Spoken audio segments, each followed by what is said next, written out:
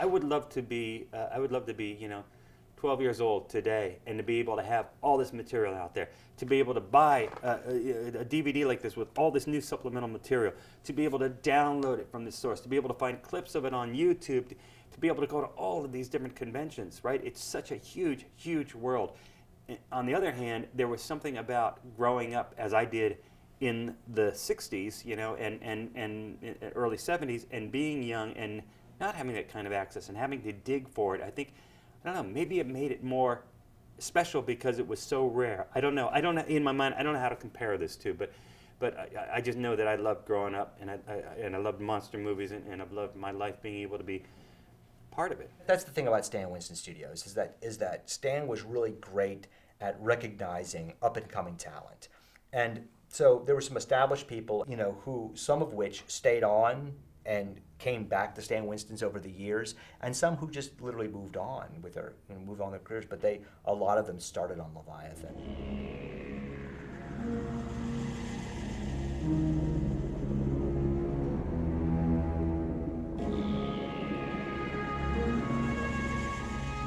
I remember the spring that right before we started Leviathan, there were 3 undersea movies that were happening: The Abyss, Deep Star 6, and Leviathan. And we actually had the script for Deep Star 6 and Leviathan, because Stan was being offered both of these projects, and The Abyss was already taken off. It was Jim Cameron. It was already plotted. The chart was already set, and they were already sailing. So we basically, there were 2 undersea movies left that you knew were going to be second to the Jim Cameron movie when the undersea water movies come out. So we're reading both scripts, and I remember going to Stan going, I don't know, man. Deep Star 6, it just sounds more energetic, and I'm just thinking, me being in the monster suit, there's more stuff for the monster to do. For Leviathan, it doesn't even explain how he gets from one point to another. He's just in the suit doing stuff, scary stuff with tentacles and everything. So I kept saying, do Deep Star 6, but for whatever reason, we ended up on Leviathan.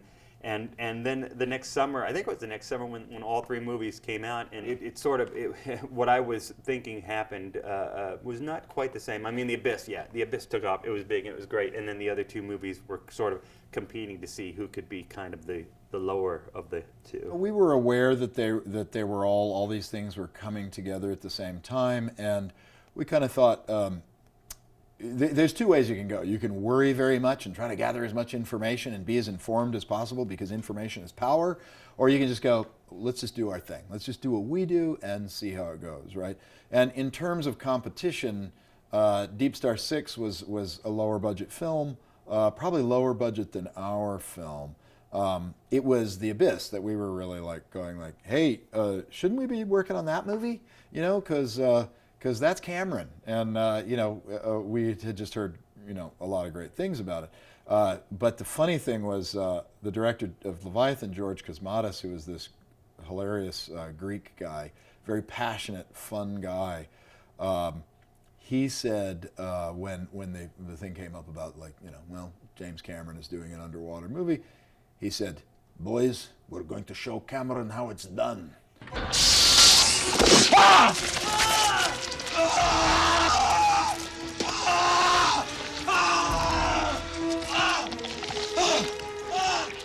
The Abyss started while we were in Rome.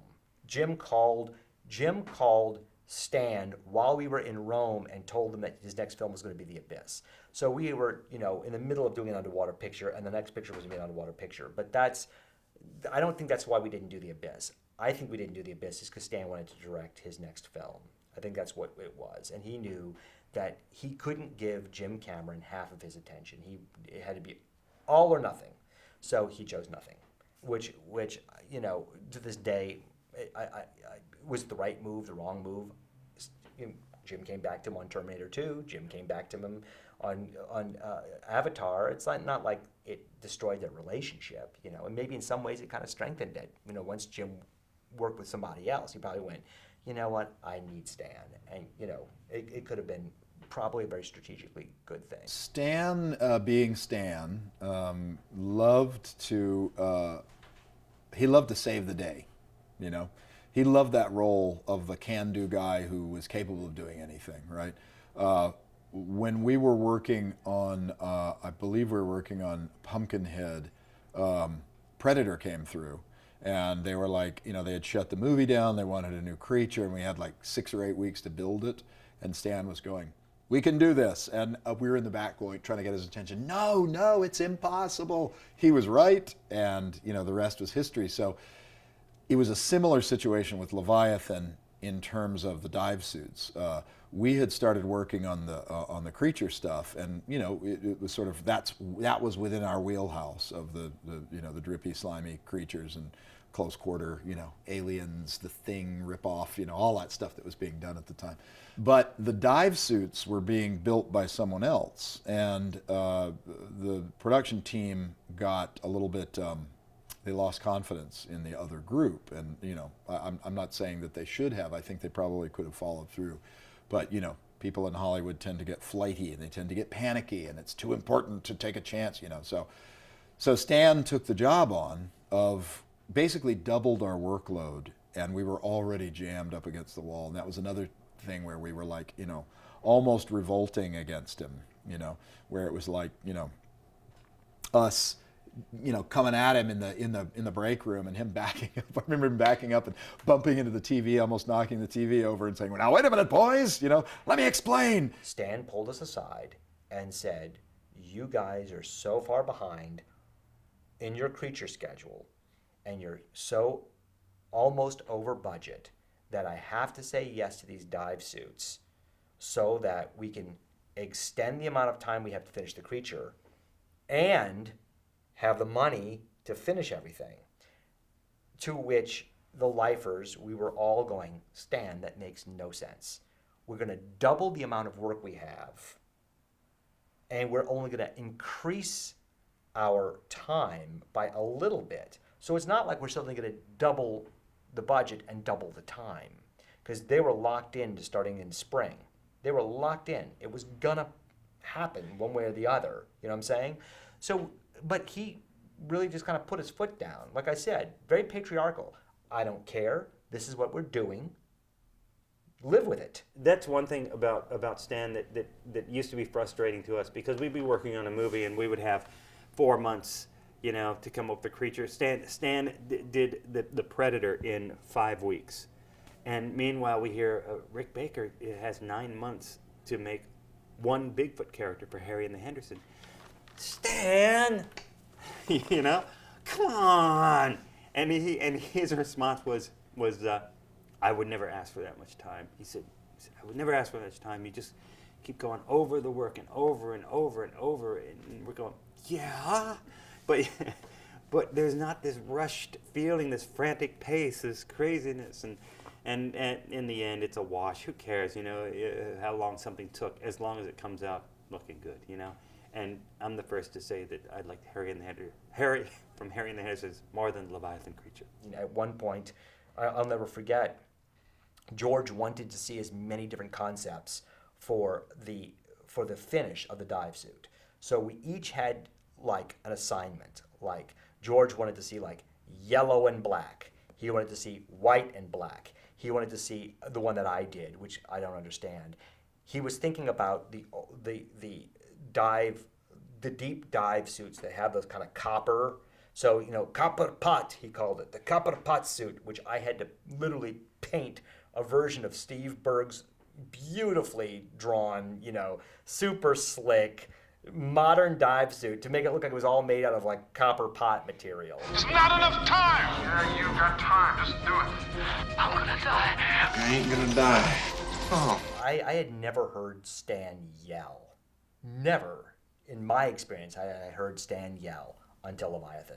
And because he was really furious, because I want to say that one of the first couple of days we were working with the dive suits, they were problematic. I mean, they just were. I mean, again, it's not like the Iron Man suits they make now, which are all computer designed, and they're designed with an actor inside, and all the movement points are all right where they need to be. It was a lot of it. And you have to understand, we couldn't sculpt, I can't remember how many, 6 dive suits to fit each individual person. They had to be designed in a way that we could cut them and retrofit them so the same design would fit Amanda Pays, who was 5'4", and Danny Stern, who was 6'5". So the same suit had to work on each person. Do you know what I'm saying? So just figuring all of that stuff out was a huge pain in the ass. I can't tell you how many orthopedic, we had purchased orthopedic stainless steel leg supports, like real orthopedic supports for people's injured legs, that were running inside the legs of the dive suits that had bungee cords that basically formed the joints, because that way there was no mechanical joint that if you took a side step would snap and break, which is the first things that happened. So all of them had to be cut out. All of them needed to have tubing welded, and then someone had to run the bungee cord. Well, one of my jobs was to go in and cut all of those metal struts out of the fiberglass legs so that they could be re-welded and fiberglass back in again. And that was in Rome. That wasn't in America. We had shipped them over there and gone, oh my gosh, we have to retrofit all this stuff. But George, I want to say it was either the first or second day on set with those dive suits, and we had Italian stuntmen working inside of them. And George was just being difficult. He was just flipping out, very angry. And oh my God, Stan read him the riot act. But, in defense of Stan, he didn't do it on set in front of the entire crew. He pulled George into the dive suit shop, closed the door behind him. But it was like, it was weird. It was kind of like, I don't know how to say this. Like there was a bench outside the room, and all of us were sitting there on the bench waiting for Stan, who was screaming at George, and we can hear him. And it was like being a kid in school and like hearing your dad yelling at your teacher, or you're just sitting there kind of going, oh boy, this isn't going very well. And then George opened the door and walked out and said, I don't know what I did, and left. And we were all sitting there, and someone was like, someone should go check on Stan. And it was like, it literally was like, a comedy movie. Everyone looked to the left, and I was the guy on the end of the bench and went, So I got up and I walked and I opened the door, and Stan had his back to the door, and he was breathing really hard, and I just went, Stan, are you okay? He looked over his shoulder and said, give me a minute. And I just closed the door and sat back down again. And I said, he's coming out in a minute. Oh, bullshit! Oh, jeez, will you pipe down? You just got half a day, any more hoopla, it's a full one. Well, the ideal aspect of Leviathan that even underwater was all shot on a dry stage.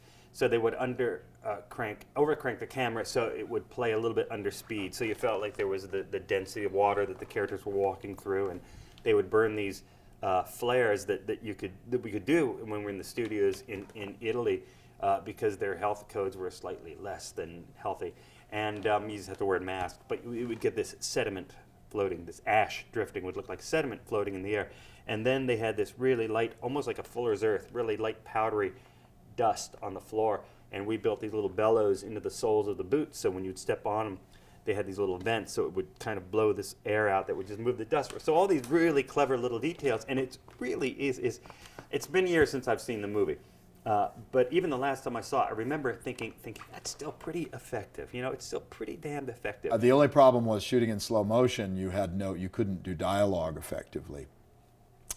So our solution to that was just to build these big ass microphones that just covered their mouths, so that whenever they talk, it was gave a weird kind of Thunderbirdy effect or something, right? It just kind of like somebody's jaw moving, and then they just put whatever they want in later. Hey Willie, you trip on a tit or something, we're all waiting on you, honey. Go suck on a shrimp six-pack. The process of designing the Leviathan creatures was something that we had developed on Pumpkinhead, really. When Stan stepped out of the design arena and said, here you go, fellas, it's yours, we adopted this sort of round-robin method. So it would be myself, Tom, Shane Mahan, John Rosengrant, Shannon Shea. Am I missing anybody? I think we were the guys sitting down drawing. And we would all sit in the same room and work together, and just sketch. And you'd kind of you'd throw your sketch onto the coffee table. And then a guy would go, all right, I did my sketch. Let me look through and you look at something and get inspired by something somebody else did, and then do your riff on it. And Stan would come through with his tracing paper and say, I like this, I don't like that, that's good, you do this, you do that, da-da-da. And then it slowly became like a game of stay alive. Because then it's like, all of a sudden it's like, well, you know what? John doesn't have to draw that much anymore, or Shane is done, so Shane's going to go and work on a maquette or do something. And it whittled down. I mean, which isn't to say that they all didn't make contributions, because they did. You know, I think the head of the Leviathan creature is largely John Rosengrant and Alec Gillis. I think that the body attitude is largely Tom Woodruff. But at some point, Stan pulled Tom Woodruff and I into a room. It was Tom and I. And he said, this is what he said. He said, Tom, I love your ideas. Your drawings, not so excited about. Shannon, I love your renderings, not so excited about your ideas. So this is what I want you to do. Tom, you start sketching things out.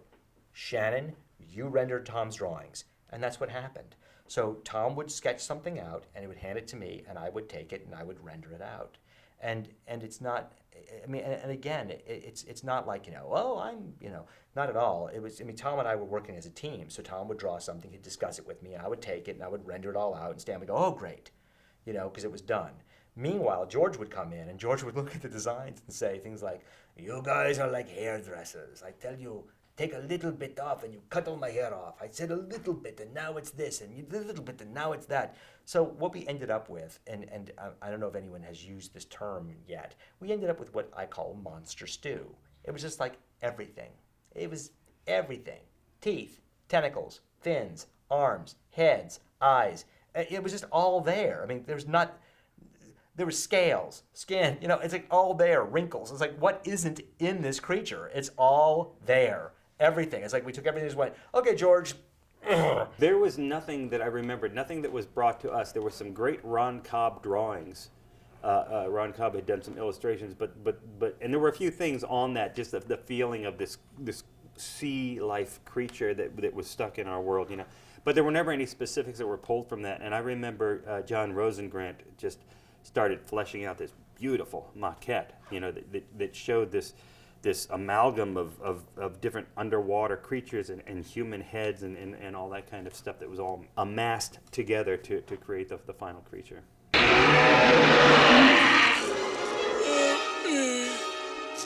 God, Jesus.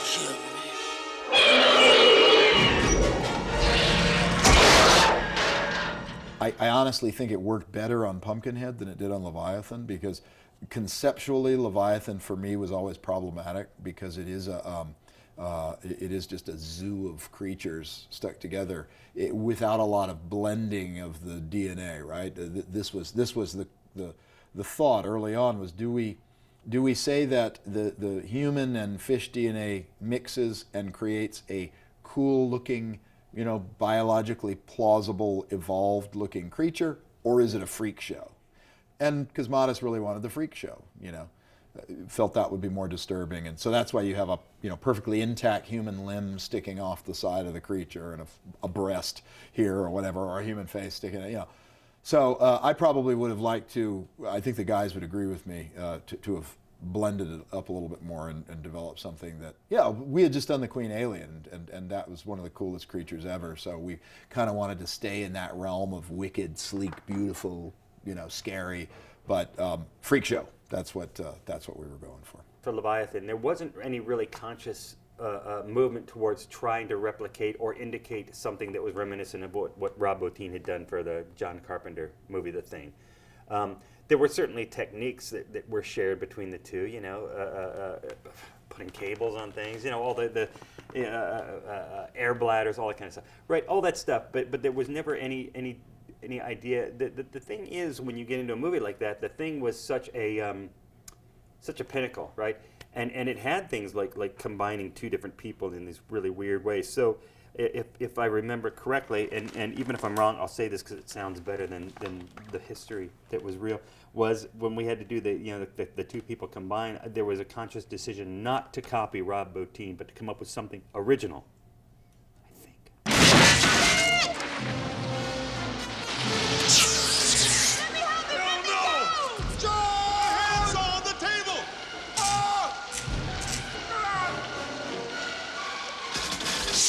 Prep time on Leviathan was really short. I think it was like 4 months in LA, and then we shipped stuff that was still waiting to be finished over to Rome and finished there in the studio Cinecittà in Rome, where we had a workshop set up. We had 2 rooms at Cinecittà, and all of our creatures and stuff had been loaded. I mean, literally, when my wife and I, we were married then. When my wife and I were at the airport, the nose of the airplane was up, and we saw these giant crates being forklifted into the nose, and it was the Leviathan creatures. They flew over with us. I'm going, wow, look at that. And the way it went, as I recall, is we got there and we used the crates as work tables. We put them on their side and we used them as work tables because there was so much work left to be done. For instance, on all of the dive suits, they have the character's name and a number, right? All that stuff, none of that had been done. All had to be figured out. So one day, we had taken one of the crates, because, you know, you're 20s and you're doing stupid crap anyway. We took one of these crates and we made what we called a fort out of it, because it was big enough for all of us to get in. It was huge. And it had like a secret little door that you got into, and there were little, you know, as Shane called them, peek holes that we could look out of, you know. But anyway, so there it was. So Stan is sitting there, and he's got a list of actors' names, and he's doing all the stencil work, putting everyone's names on their dive suits. So Stan Winston, the man, Academy Award winner, is sitting there in a chair doing this work with his back to them. They start getting into the crate one at a time. So finally, Stan's sitting in the room, apparently by himself, talking to himself, and they're opening the side panel and answering him and closing it. So he's sitting there. While he's sitting there, the producers walk in to see what's going on. Stan gets up, turns around expecting that all of his guys are there, and he's in the room by himself. And there are the producers. There's, you know, Aurelio De Laurentiis and Maurizio and Lucio, and they're all there. And he's like, you know, and he can't figure out where everyone's gone. So later, after they left, and Stan was like, he was laughing, but he was visibly upset because he said at first he was like, where the hell are all the guys? And then when he realized where they were, he kept thinking to himself, don't come out, don't come out. We came in and occupied the same space that some of Terry Gilliam's folks had occupied. They had done Baron von Munchausen there. So we were seeing some really cool things, like a dodo sculpture that somebody said Terry Gilliam actually himself sculpted. I'm not sure if that was true. And then we would go jogging around the back lot. And in the back lot, there were remnants of the opera house. The burned down opera house was there. There were some fiberglass midgets standing like that had hookups for flame, I think, that shot out of their mouths. I'm not sure if that made it in the movie, but there they were. So not to mention that you could run around all these sets that, you know, Fellini and all these, you know, great Italian filmmakers had worked on. One of the weirdest things that I saw was it's a very beautiful, serene place. It's a gorgeous place to make movies, and it's all in that sort of earth tones, and you know, that is so beautiful in Italy. So there's a bungalow, an editing bungalow, and we're walking back from lunch at the commissary, and we hear this screaming and shouting. We look over, and a guy comes running out of the bungalow, looking like he's being chased by a monster, which he was, because Klaus Kinski came running out of the room, and his hair was, and he was wild, and he was screaming at him in Italian. And people rushed up and restrained Klaus Kinski, and the poor guy said, I don't know what happened, how he, you know, ticked off Klaus Kinski, but I can only imagine, in my mind, I'm like, that's an editor who didn't cut the scene the way Klaus Kinski, you know, and I have no idea what the project was. It would be an interesting thing to look up, but that was a trip.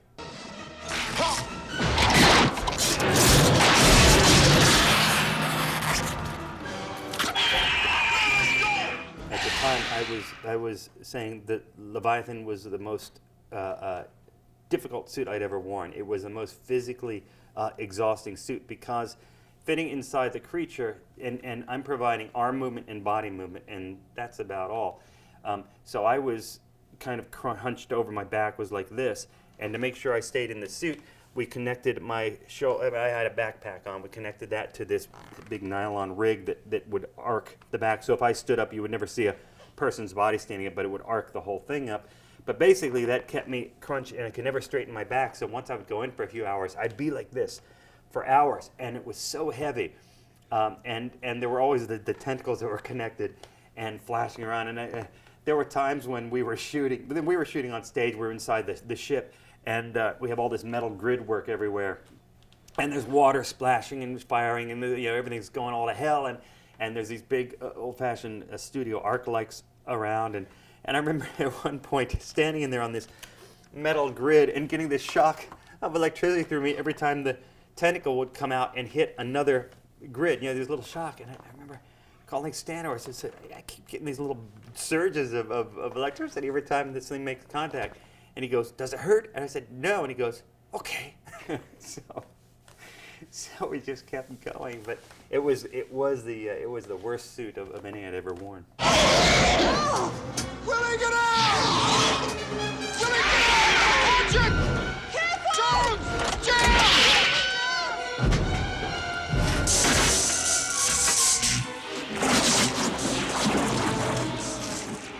You ever notice this? Watch the movie. You never see the Leviathan creature move from here to there. And part of it was because it was like performing in a parade float. And so they decided, I know what we'll do.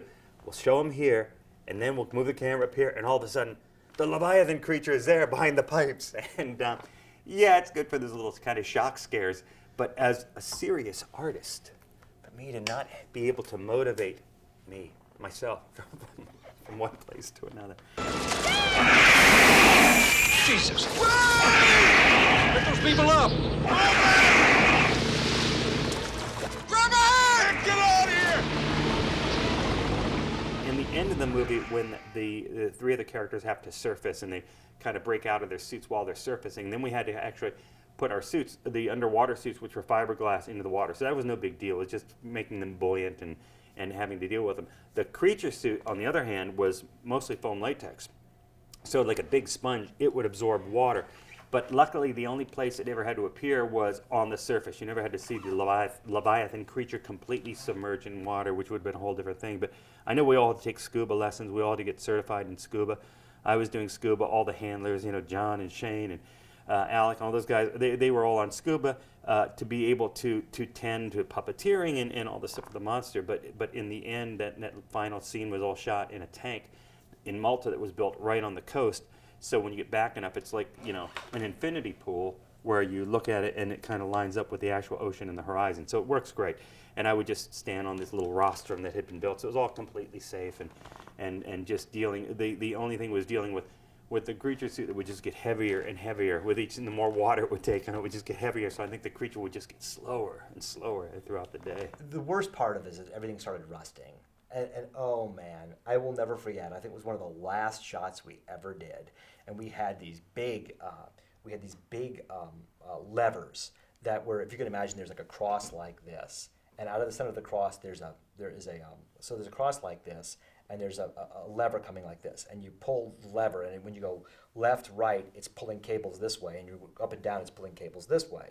Well, they were like all rusted. They're just just completely rusted in the sea air, And it's like one of our last shots, and these tentacles are all flailing around. I'll never forget Stan saying, Shannon, move those tentacles! Move those tentacles! And the whole time I'm trying to be kind of ginger with it because I know this. And I just went, all right. I pushed the lever down, the top cable snapped, pulled it up, the bottom cable snapped, pulled it to the left, that one snapped, right. So it was like snap, snap, snap, snap, and I just went, it's dead, we're done.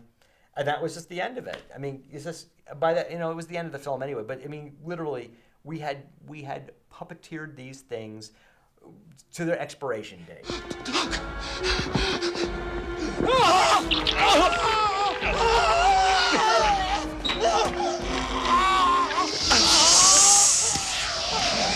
Make sure you ask Alec about Cobb's monster mouth hand, only because that is such a sore spot with him. That was something that was just thrown out at I think he literally had an afternoon, maybe one full day to come up with it, and we had a hand cast, and he had to come up with teeth, and because our mechanical guy was already busy on the animatronic head, he had to come up with some kind of a pull cable mechanism and then a skin, and let's ask him and watch his reaction. Just watch. Oh yeah, the monster mouth hand. As I mentioned, I'm going to start giving the excuses first. What a workload we had and very little time. And then, of course, we had to do all the dive suits as well. That got dumped upon us. And we were also getting certified as divers at the time, too. So at night, we would have to, like, pack it up and go to the swimming pool in Reseda and, do our dive stuff, So it was grueling. It was exhausting. Do I really have to answer the call? Okay. I have to continue talking about this stupid. Okay, so that was one of the effects that we said we're gonna put it off. We'll just have to build it in Rome. We figured out. So we got there. We got the hand cast, and I was like, I get to do this, huh? All right, awesome. So I would work on it as I could. I'd come back from the set, and that would be the thing. And it's just kind of a drag when you have to not only do the work as best you can, but the conditions that you're working on. This is another excuse, by the way. The conditions that you're working with, it wasn't really a lab, right? It was just a room. We had to build an oven, I think me and Shane grabbed a little crate and stuck a hairdryer in it to cook the foam latex, Well, that's not curing it. Well, okay, cut another hole and stick another hairdryer. And then pretty soon we had 6 hairdryers all blasting this thing. It took about 19 hours to cook it. And then it did go onto a fake hand, and it had a little mechanism in it that you could pull. And then my final excuse is to blame someone else. And that is that the lighting is so harsh on it, right? It's so, I'm sure that the DP, who really did a great job, was trying to flatten out some of the horrible texture, because it was really not a very good thing at all. He was probably trying to flatten it out by front lighting it, but it was illuminated so brightly that, it wasn't Mysterioso, it wasn't, So I really don't want to talk about this effect anymore. I'd rather talk about the failed dog burster suit on Alien 3, in fact. That is a pleasant memory compared to Cobb's monster mouth. Fun? Somebody talking fun? Woo! Look at those white legs. Hey, Willie, honey. I'm sorry about that little incident tonight. I just thought a little humor might loosen things up. All I can say is that George Cosmatos, a little tribute to George Cosmatos, he was such a genuine, unique person. He was, on the one hand, full of himself and his accomplishments, and on the other hand, so insecure and ready, and that veneer would fall away so quickly. And I loved that about him, because he wore his heart on his sleeve. You never, he was volatile, but it always made for great stories. There was a guy on the film that he was in the art department, again, walking through the halls and with George and everybody, were talking about things, and he looks into an office and he says, "What are you doing here?" It was Bill Skinner. You could look Bill Skinner up. "Bill Skinner, I thought I fired you." And he runs away, and they move him around. And I asked one of the production people, "What's up with that?" And they said, "He always fires this guy. This guy is on every film that he makes, and he always fires him a couple of times every movie. But the guy's really good, and he's they don't want to lose him, so they just shuffle him off and get him a different office until George forgets." So that was the kind of guy that George was. He said I had a being there moment with George Cosmatos too, where I was doing something, and he looked exhausted, and he looked at me, and he said, "Everybody," he says, "what is it with everybody? They all have 1,000 questions for me." And I was doing my thing, and I just sort of said, "Hey, you're the director." And he says, "Yes, you're right. Brilliant." I'm like, what did I say? Oh, and that led me to not be able to go to my sister's wedding, because my sister's wedding was a week before the movie wrapped, and I was telling Stan, "I gotta go. We've talked about this. I got a hard out date. I'm in the wedding," right? And Stan said, "No, you can't go. George says you're like his psychiatrist." And I'm like, "What?" He said, "Yeah, because of that thing you said about him being the director, and that's why people are." I'm like, no. I did get to go to my sister's wedding, and I don't know, man. Hopefully George was fine without me. I look at George, and I compare George to other directors I've worked with since George, and George was kind of like one of the last, how do I say this politely? And I mean this as a compliment. megalomaniac directors I'd worked with. You know what I'm saying? Where they're just the king. They're the king. And it's not like the king surrounded by 6 producers who were all going, you know what I'm saying? Which is the way it is now. I mean, it was just George was the king, you know, and when George was screaming, when George was happy, he was the king, you know, and that's like one of my last times I worked with that level of megalomaniac director. And the part of me misses it because at least he took the responsibility, you know, he was making the decisions. It wasn't a committee decision. It wasn't based on a screening or marketing or what someone was saying on a social networking platform. George shot the film that he thought was going to be great. And God bless him, you know, he took responsibility for that film. It would be just my luck to finish 2 months worth of work 2 miles under and have the whole place fall apart with just 3 days left. I remember when the movie came out, I was very disappointed that I knew it wasn't going to be Terminator, it wasn't going to be Aliens, it wasn't going to be Predator. You still need the jobs in between, like Stan said. Every job is important to us. It's just that some of them suddenly get this great thing happening and a great movie is made out of it. But they were nevertheless, you know, still important to us. But I didn't think Leviathan was going to be great, but I figured there'd still be a lot of. I mean, Peter Weller was right. It was right after RoboCop, and oh God, Danny Stern, and you know, Hector Elizondo, Ernie Hudson, all these named people. So I figured they've all got their fans and their followings. Well, again, this gets back to that concept of like, you know, when you work in our genre, there are hits and misses, right? In this case, the movie was fun, but I could see why it wasn't necessarily a big, broad appeal movie because it was sort of a little bit maybe too much like The Thing, too much like Alien. Not enough time had gone by to be sort of, who knows? The production value looked great. You know, Peter Weller was riding high. So it had a lot going for it. But I learned long ago never to invest myself too much in predictions of whether a movie is going to be great or not, because so much is out of the control, certainly of us as effects guys, but even also of the director. You know, there's aspects of marketing that have hugely influenced it. How many times have you seen movies, you know, you get them on Netflix or something, you go, that was a damn good movie. Why didn't it do better? And I don't even try to answer those questions anymore. And I think people that really think they know exactly, you know, nod your head politely, but I don't think anybody really. You do the best you can, but it just falls the way it falls. The first time, in my opinion, most creature people see a film that they've worked on, all they're looking for are their mistakes. That's all they're looking for. So the film kind of went by, and you know, there are things that maybe go, you know, ooh, I wish we hadn't held on that so long, and oh, there was a better take of that, you know. And then I went back and watched it again. Leviathan I'm trying to rank it in my head because I've worked on a lot of movies in 30 years, and it's not Leviathan. The crime of Leviathan is that it's a mediocre film. It's not bad enough for people to like celebrate it like Troll, you know, and it's not great enough for people to go, oh my God, Leviathan. But the thing is that if you think about this, there's so many Academy Award winners that are on that film, including Alex Thompson, who shot it, who was a wonderful DP and so great. You know, Jerry Goldsmith, who wrote the music, which I love the score of Leviathan. I think it's great. Also, at that time, that was when Alec and I were splitting up to leave from Stan and start our own company, and so it was kind of a.